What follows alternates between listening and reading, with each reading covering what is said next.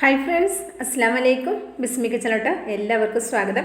ഇന്ന് നമ്മളൊരു അടിപൊളി ചായയാണ് കേട്ടോ തയ്യാറാക്കുന്നത്. അപ്പോൾ നമുക്ക് എങ്ങനെയാണെന്ന് നോക്കാം. അതിനായിട്ട് ഇതേപോലെ ഒരു സോസ് പാൻ അടുപ്പത്ത് വെച്ച് കൊടുത്തിട്ടുണ്ട്. ഇതിലേക്ക് 1 കപ്പ് പാലാണ് ഒഴിച്ചു കൊടുക്കുന്നത്. ഇനി ഇതിലേക്ക് അതേ അളവിൽ തന്നെ അതേ കപ്പിൽ തന്നെ 1 കപ്പ് വെള്ളം കൂടെ ചേർത്ത് കൊടുക്കുന്നുണ്ട്. പാലെടുത്ത പാത്രത്തിൽ വെള്ളം എടുത്തുകൊണ്ടാണ് കേട്ടോ ആ വെള്ളത്തിൻ്റെ കളർ അങ്ങനെ. അപ്പോൾ 1 കപ്പ് വെള്ളം കൂടെ ചേർത്തിട്ട് ഇത് നമുക്ക് ഹൈ ഫ്ലെയിമിൽ വെച്ചിട്ട് ജസ്റ്റ് ഇതേപോലെ സൈഡൊക്കെ കണ്ടോ ഇങ്ങനെ വരാൻ തുടങ്ങണം. ആ സമയത്ത് നമുക്ക് ഇതിലേക്ക് പഞ്ചസാര ചേർത്ത് കൊടുക്കാം. ഞാൻ 2 ടേബിൾ സ്പൂൺ പഞ്ചസാര ചേർത്ത് കൊടുക്കുന്നുണ്ട്. നിങ്ങളുടെ ഇഷ്ടത്തിനനുസരിച്ച് മധുരത്തിൻ്റെ അളവ് കൂട്ടാവുന്നതാണ് കേട്ടോ. കൂടുതൽ മതി വേണമെങ്കിൽ അങ്ങനെ, കുറച്ച് മതിയെങ്കിൽ അങ്ങനെ, നിങ്ങളുടെ ഇഷ്ടത്തിനനുസരിച്ച് ചെയ്യാം. അപ്പോൾ ഇതേപോലെ ഒരു ചായ ഉണ്ടാക്കി കുടിച്ചു കഴിഞ്ഞാൽ ഒരു ദിവസം മുഴുവനായിട്ട് നമുക്ക് നല്ല ഉഷാറായിരിക്കും. അത്രയും നല്ല ടേസ്റ്റി ആയിട്ടുള്ള ഒരു അടിപൊളി ചായയാണ്. അപ്പോൾ ഇത് നന്നായിട്ടൊന്ന് തിളച്ച് വരുന്ന സമയത്ത് നമുക്കിതിലേക്ക് 2 ടീസ്പൂൺ ചായപ്പൊടി ചേർത്ത് കൊടുക്കാം. ടീസ്പൂണാണ് ചേർത്ത് കൊടുക്കുന്നത്. അപ്പോൾ കടുപ്പവും നിങ്ങളുടെ ഇഷ്ടത്തിനനുസരിച്ച് ചേർത്ത് കൊടുക്കാവുന്നതാണ്. ഇതേപോലെ നന്നായിട്ട് തിളച്ച് ഒന്ന് പൊങ്ങിക്കഴിഞ്ഞാൽ നമുക്ക് ലോ ഫ്ലെയിമിലേക്ക് മാറ്റി കൊടുക്കാം. നന്നായിട്ടൊന്ന് ഇളക്കി കൊടുക്കാം. ലോ ഫ്ലെയിമിലേക്ക് മാറ്റിയിട്ട് ഇതേപോലെ നന്നായിട്ടൊന്ന് ഇളക്കി കൊടുക്കാം. ഇളക്കി കൊടുത്തതിന് ശേഷം നമ്മളിതൊന്ന് അടച്ചു വെക്കണം. ഒരു ലോ ഫ്ലെയിമിൽ തന്നെയാണ്. ഇനി ഹൈ ഫ്ലെയിമും മീഡിയം ഫ്ലെയിമും വെക്കരുത്. ലോ ഫ്ലെയിമിൽ നമുക്ക് 1 മിനിറ്റോളം ഇതൊന്ന് തിളപ്പിച്ചെടുക്കാം. അപ്പോൾ ഈ ചായയുടെ കടുപ്പൊക്കെ ഇറങ്ങി നല്ല അടിപൊളി ടേസ്റ്റ് ആയിരിക്കും. പാലും ഒഴിച്ചതും ആ വെള്ളമൊക്കെ കുറച്ചൊന്ന് വറ്റി വരും.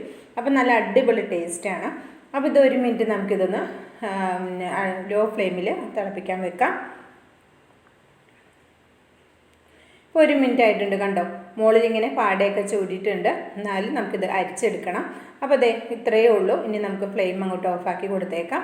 എന്നിട്ട് ഇത് നമുക്കൊന്ന് അരിച്ചെടുക്കാം.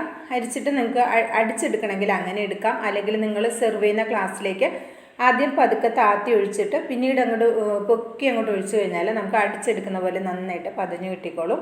അപ്പോൾ ഞാനൊന്ന് അരിച്ചെടുത്തിട്ടുണ്ട്. ഇനി നമുക്ക് സെർവ് ചെയ്യുന്ന കപ്പിലേക്ക് മാറ്റാം.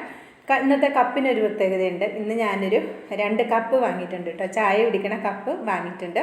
ഇതിൻ്റെ റേറ്റ് എന്ന് പറയുന്നത് 99 രൂപയാണ് കേട്ടോ ഇതിൻ്റെ റേറ്റ്.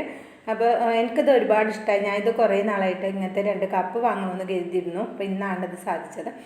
അപ്പോൾ ഞാനിങ്ങനെ ഒരു കപ്പ് വാങ്ങിയതും ഇതിൽ ചായ കുടിക്കുന്നതും നിങ്ങളുമായിട്ട് ഷെയർ ചെയ്യാമെന്ന് കരുതി. ചായയും നല്ല അടിപൊളിയാണ്. അപ്പോൾ എന്തെങ്കിലും ഒരു പുതിയ സാധനങ്ങൾ വാങ്ങിയാൽ എനിക്കത് അപ്പോൾ തന്നെ ഉപയോഗിക്കണം. അത് പാത്രമായാലും ഡ്രസ്സായാലും അങ്ങനെ തന്നെയാണ് കേട്ടോ.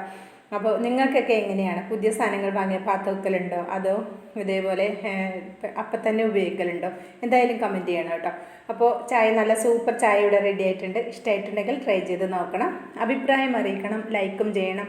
ബിസ്മി കിച്ചൺ യൂട്യൂബ് ചാനൽ സബ്സ്ക്രൈബ് ചെയ്ത് കാണുന്ന കൂട്ടുകാർ ഒന്ന് സബ്സ്ക്രൈബ് ചെയ്ത് ബെല്ലൈക്കണം എന്ന് ചോദിക്കാൻ മറക്കരുത്. ഇൻഷാ അല്ലാഹ് അടുത്തൊരു വീഡിയോ ആയിട്ട് വരാം. എല്ലാവർക്കും നന്ദി, നമസ്കാരം.